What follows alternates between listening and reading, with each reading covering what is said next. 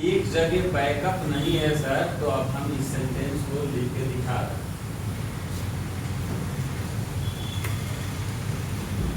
My parents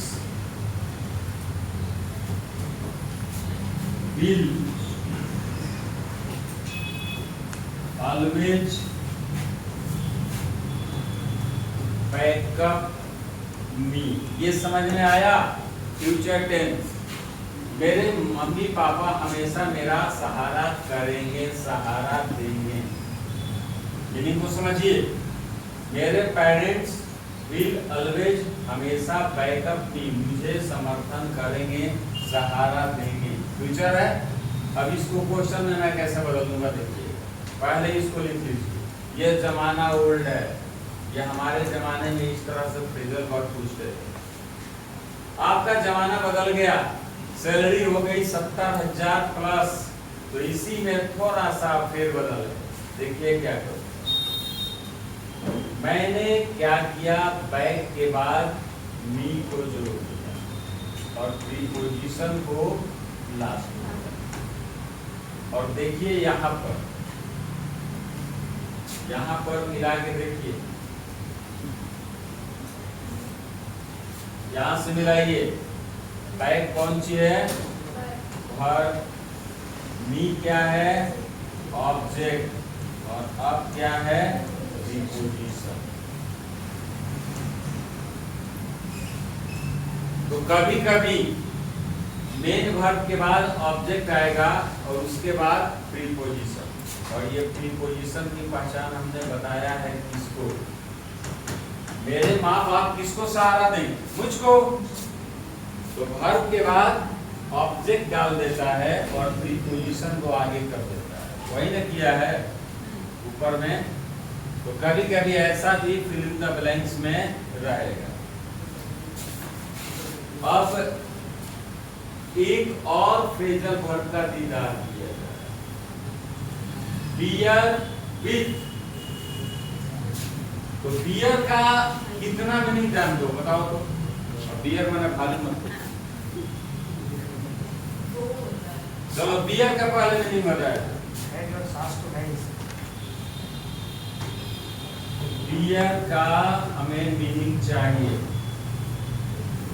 बोलिए। एक भालू नहीं, भाग चाहिए।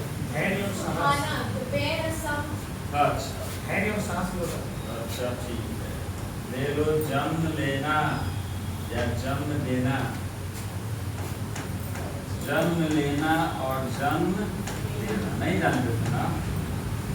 इसी बियर का मीनिंग होता है। भालू के चक्कर में मत रहिए, नहीं तो आगे मिल जाएगा खाने को। बियर माने जन्म लेना और जन्म देना भी होता है। और दूसरा देखिए मीनिंग, सहना। वही सहिया भाई आते हैं सहने के लिए। बियर माने सहना, बर्दाश्त करना और जन्म लेना। अब यहाँ पर बियर के बाद जब विथ आता है तो ये पूरा मीनिंग ही बदल गया। देखिए मीनिंग कैसे बदल गया। हिम्मत रखना। अगर धैर्य रखना समझ में नहीं आए तो हिम्मत रखना। जब लड़ाई में कोई घायल हो जाता है तो उसके साथी कहते हैं हिम्मत बनाए रखो। जब तक हम लोग हॉस्पिटल नहीं पहुंचते हैं तो हिम्मत बनाए रखो। इसको और मैं आसान कर देता हूं। बियर विथ का मीनिंग बर्दाश्त करना, बर्दाश्त करना। प्लीज बियर, देखिए मीनिंग निकालिए, निकलेगा। प्लीज बियर विथ मी, मेरे साथ हिम्मत बनाए रखो।